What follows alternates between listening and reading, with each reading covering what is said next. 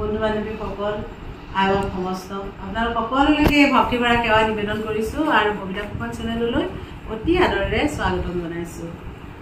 আজি এতিয়া মৈত্ৰী আশ্ৰমলৈ যাম। তাত আজি গীতাৰ ভক্তিযোগ পঠন হ'ব, ভক্তিযোগ আৰু আকৌ ঘোষাৰ ব্যাখ্যা হ'ব, গীতা আৰু ঘোষাৰ। ৰন্তু খনিকৰদেৱ আহিছে, আমাৰ উপ পদাধিকাৰ আহিছে, তেনেকৈ ভকত বৈষ্ণৱৰ সমাগম হ'ব। আপোনালোকক দেখুৱাম, যাম এতিয়া অলপ পাছতে, আপোনালোকে চাব ভিডিঅ'বিলাক দেই। কৃষ্ণ কৃষ্ণ কৃষ্ণ।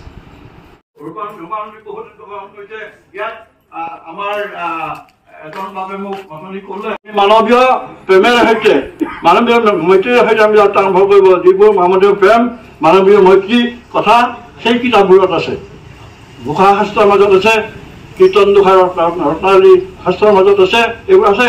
মহাভাগৱত শাস্ত্ৰৰ মাজত আছে, বেদত আছে, বেদত আছে, বেদত আছে, আচলতে আমাৰ বেদান্তত আছে, এইবোৰত আছে। সেইবোৰ আচলতে আন্ত আছে, সেই আকৰ্ষণটো আছে। গতিকে সেইটো থাকে। গতিকে বিনয়ভাৱে দেৱনাগৰী লিপিটো ল'বলৈ দিবলৈ যত্ন কৰিছিল সকলোকে। আৰু তেওঁ আচলতে মাৰাঠী ভাষাত তেওঁ হেৰি কৰিছে, প্ৰকাশ কৰিছে। তদুপৰি দেৱনাগৰী লিপিত মানে ঘোষা শাস্ত্ৰখন প্ৰকাশ কৰিছে। নিজাববীয়াকৈ কৰা যিখন নামঘোষা নৱনীত, নৱনীত তেওঁ কোৱা শব্দটোৱে কৈছে। নৱনীত মানে আচলতে মাখন, ঘোষাক তেওঁ মাখনৰ লগত তুলনা কৰিছে। আৰু কীৰ্তন পুথিক তুলনা কৰিছে আচলতে গাখীৰৰ লগত তুলনা কৰিছে। গাখীৰৰ লগত কীৰ্তন কৰি মাখনৰ লগত তুলনা কৰিছে ঘোষা শাস্ত্ৰ। গতিকে মথুতে মাখন হয়, সেই মাখন আচলতে সকলোৰে কাৰণে ভাল, উপকাৰী। গতিকে আমাৰ বাহিৰে ভিতৰে জাতীয় জীৱনেই হওক, আমাৰ ব্যক্তিগত জীৱনেই হওক, আমাৰ অন্তৰ জীৱনেই হওক, বাহ্যিক জীৱনেই হওক, সমস্ত জীৱন ক্ৰিয়া কৰিব পৰা সেইখন শাস্ত্ৰৰ কথা তেখেতে আচলতে কৈছে। যে ভাষা বুলি কওঁতে আচলতে ভাষাটোৱে আমাক বহু কথা আমনি নকৰে, ভাষাই বহু কথা আমনি নকৰে। আজিকালিতো ট্ৰেঞ্চলেশ্যনৰ দিন। আমাৰ হেৰিয়াত মোৰ মনত থকা মতে মই বোধ কৰোঁ মহাবিদ্যালয়ৰ প্ৰথম বৰ্ষত পঢ়ি থাকোঁতে, আমাৰ ইণ্টাৰমিডিয়েট ক্লাছত পঢ়ি থাকোঁতে, তেতিয়া মোৰ কেইজনমান ঘোষা ইংৰাজী বক্তা মই পাইছিলোঁ। হৰমোহন দাস প্ৰভু যেনেকৈ কৈছিল, আমাৰ হৰমোহন দাস প্ৰভুৱে কৈছিল ঘোষা কেইজনমান ইংৰাজী। গোটেইখন কৈছিল মই নাজানো, কিন্তু কেইজনমান ঘোষা মই তেতিয়া পাইছিলোঁ। তেওঁ কৰিছিল, তেওঁ হৰমোহন দাস প্ৰভুৱে সেইখন কৰিছিল। আমাৰ শংকৰদেৱ সংঘৰ মজিয়াৰপৰাও কৈছে, ডক্টৰ সূৰ্য কুমাৰ দত্ত তিনিচুকীয়া মহাবিদ্যালয়ৰ অধ্যক্ষ তেওঁ কৈছে, এতিয়া আমাৰ মাজত নাই। তেওঁ আমাৰ নিতাইপুখুৰীৰ ওচৰতে গড়ভঙা বুলি এখন গাঁৱৰ এজন ব্যক্তি, তেওঁ এটা ব্যক্তি তাৰ। আৰু আপোনালোকৰ যদি মনত আছে কাৰোবাৰ 57 সংখ্যক আমাৰ যিখন মূলৰ বাৰ্ষিক অধিৱেশন হৈছিল ৰূপহী পথাৰত, সেই অধিৱেশনখনৰ তেওঁৰ ডাঙৰ কাৰণে মাজু ককাইজন আচলতে আমাৰ কাৰ্যকৰী সভাপতি আছিল। সেইজন সূৰ্যকান্ত দত্তই, তেতিয়া সূৰ্য কুমাৰ দত্তই এই ঘোষাখন অনুবাদ কৰিছিল। তেওঁৰ পৰিবাৰ এতিয়াও আছে, তিনিচুকীয়াত তেওঁলোকে ঘৰ বাৰী কৰি আছে। ভাল, যথেষ্ট ভাল পৰিয়াল। তাৰপাছত ডক্টৰ পূৰ্ণান্ত শইকীয়াদেৱ, তেওঁ অধ্যক্ষৰূপে তেওঁৱে ৰক্ষা কৰিছে আৰু তেওঁৱে সংহাৰ কৰে এই তিনিটাৰ পৰম কাৰক নাৰায়ণ।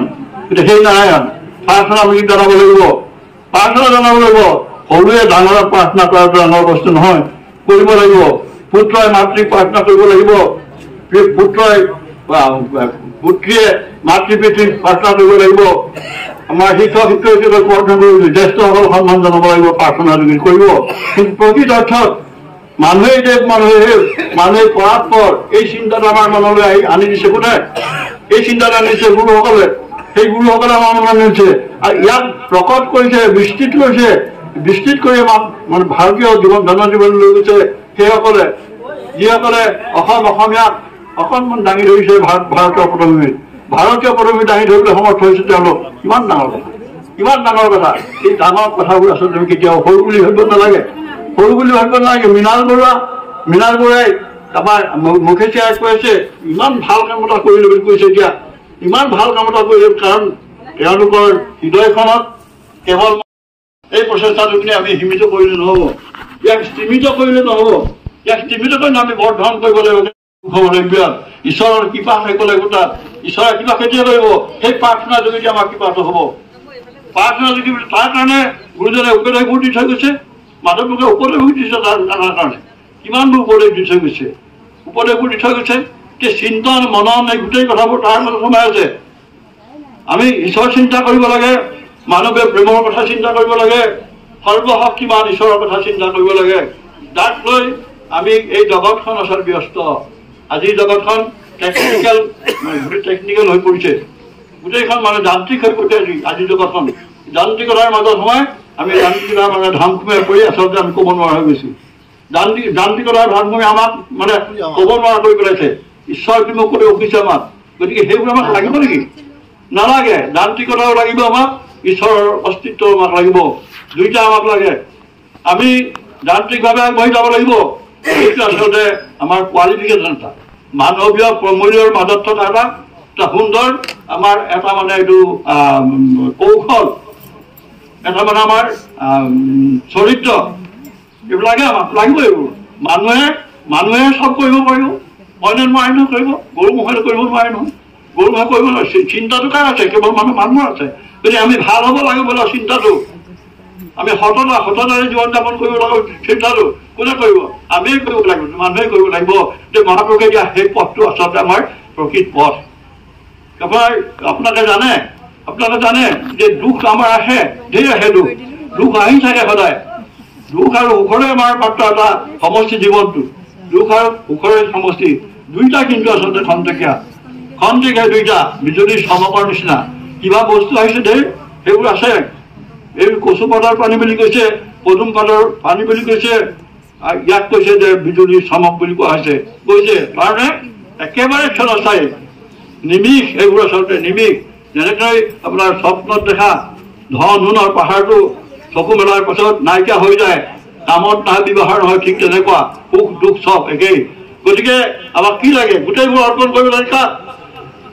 সেইজনক, যিজন বিশ্ব নিয়ন্তা, যিজন আমাক জন্ম দিছে, যিজন যাৰ প্ৰভাৱ, যাৰ মানে সেৱাৰ ফলত আমি এই দেহটো পালো, যিটো দেহত আচলতে এটা আমাৰ আটাইতকৈ ডাঙৰ বস্তু দিয়া হৈছে, সেইটো হ'ল মানে পৰোপকাৰ। পৰোপকাৰটো আটাইতকৈ মানে পুণ্যৰ কথা বুলি কৈছে। পাপায় পৰপিধানম, পুণ্যায় পৰোপকাৰ, এই দুটা কথা কৈছে। যে পুণ্য যদি কিবা কৰিছা, পৰোপকাৰ কৰা। বেছিকে কৰিব নোৱাৰা, অকণমান কৰা। মহাপুৰুষৰ মানিবৰ মতে সেইটোৱে আছে, অকণমান কৰা। তুমি কিবা এটা কৰা, পাতি পইচা এটা দিয়াচোন তেওঁ, যদি পাৰা তোমাৰ উপাৰ্জনৰ পাতি পইচা এটা দিয়া। নোৱাৰিলে নাই, পাৰিলেতো ভালকৈ দিয়া। তুমি খাই থাকিলে, মুখ ভৰাই থাকিলে, পেট ভৰাই থাকিলে নহ'ব। তোমাৰ কাষত থকা ল'ৰাকেইটা কান্দি থাকিলে নহ'ব, লগনত থকা ল'ৰাকেইটাক এমুঠি দিব লাগিব। ডালত কপি থকা ল'ৰাকেইটাক অকণমান বস্তু তুমি দিয়া। দাঁত নিৰ্মাণ কৰিব কিবা পৰাকৈ দিয়া, অকণমান দিয়া। গোটেই গাটো থাকিব নোৱাৰিলেও অকণমান অংগ প্ৰত্যংগ ঢাক পোৱাকৈ দিয়াচোন।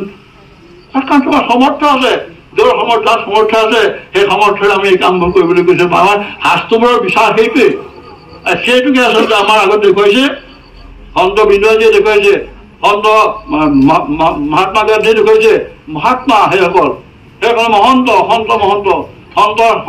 আমাক লাগে। সেইসকলে আমাক দেখুৱাই দিয়া পথ এইটো, আচলতে এইটো পথে আমি যাব লাগিব। মহাজনসকলে যিটো পথে গৈছে, সেই পথে আমি যাব লাগিব। মহাজন মানে ধন সম্পদে ভৰি থকা দোকানীজন নহয়।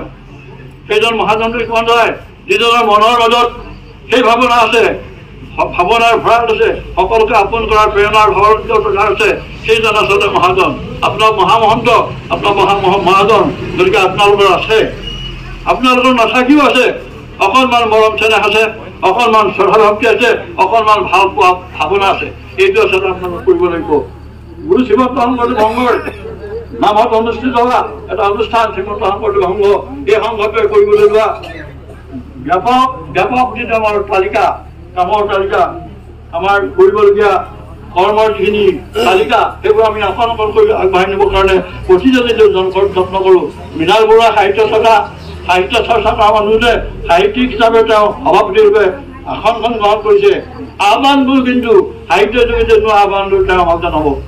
আমাক জনাব সমগ্ৰ জগতক শ্ৰীমন্ত শংকৰদেৱ সংগীত নহয় সমস্ত জগতবাসীক জনাব যে আমি এইটো কৰিব লাগে মহাপুৰুষে কোৱা এই সাহিত্যৰ মাজে থকা এই প্ৰথম আৰু আটাইতকৈ পৰিপূৰ্ণ যিটো সত্য সেই সত্যটো আমি প্ৰকাশ কৰিব লাগে সেই সত্যটোৰ পথাৰি আমি গতি কৰিব লাগে এইখিনিতে আমাক দেখুৱাইছে দৰ্শনটো আমাৰ সেইটো দৰ্শনে পৰশনে আমাৰ দৰ্শন আৰু পৰশন সমস্ততে সত্যতা থাকিব লাগিব সত্য বৰ্জিত একো কাম শুদ্ধ নহয় সত্যতা বৰ্জিত একো কাম শুদ্ধ হ'ব নোৱাৰে ভাৱনাও শুদ্ধ নহয় যে মই মনে কোৱা কথাটো যদি সত্যৰ ওপৰত প্ৰতিষ্ঠিত হয় ভাৱনাটো যদি মোৰ শুদ্ধ নহয় সেই ভাৱনাৰ ওপৰত প্ৰতিষ্ঠিত কথা আচলতে ক্ৰিয়া নকৰে মই কথাবোৰ কৈ আছো মোৰ মুখখন হয়তো শুদ্ধ নহ'ব পাৰে মই নিজে ভবা মতে কিন্তু মোৰ হৃদয়খন শুদ্ধ মই শুদ্ধ হৃদয় আপোনাক জনাব খুজিছো যে আহক আমি সকলোৱে এই পথটোত আমি উঠিলো যিহেতু এই পথটো আটাইতকৈ কিলোমিটাৰ নাই আমি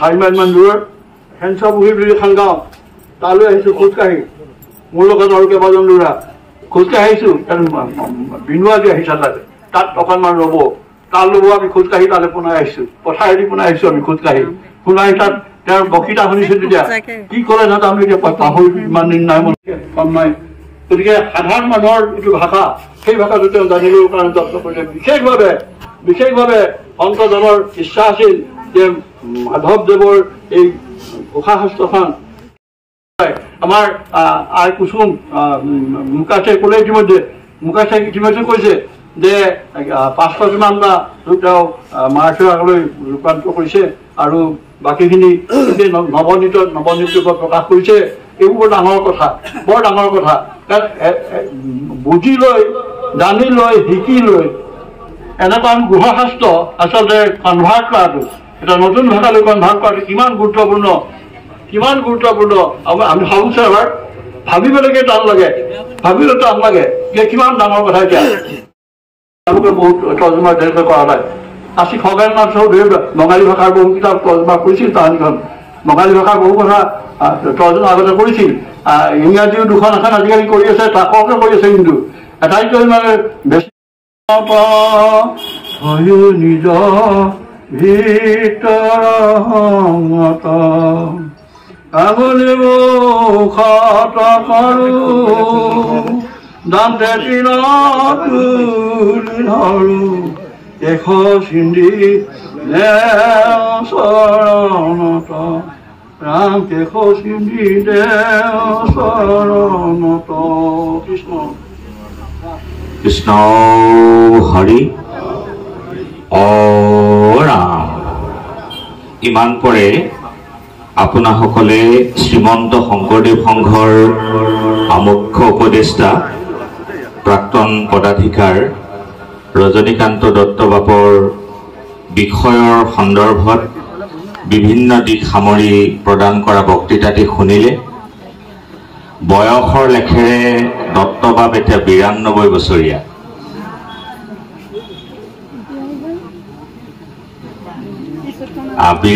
বছৰ বয়সত ৰাতিপুৱা 4 বজাত নে 4-5 বজাতে নহয় নিতাই পুখুৰীৰ পৰা আহি অনুষ্ঠানটোত অংশগ্ৰহণ কৰি ইমান ধুনীয়াকৈ এটা বক্তৃতা প্ৰদান কৰি আমাৰ সমগ্ৰ অনুষ্ঠানটি অলংকৃত কৰিছে আমি দত্তবাপলৈ সেৱা জনালোঁ আৰু 92 বছৰ বয়সতো বাপৰ যিটো সুন্দৰ যিটো মন ধুনীয়া স্বাস্থ্য অকমানো অসুবিধা নোহোৱাকৈ বৰ সুন্দৰকৈ অনুষ্ঠান কৰি আছে আমি বাপলৈ সেৱা জনালোঁ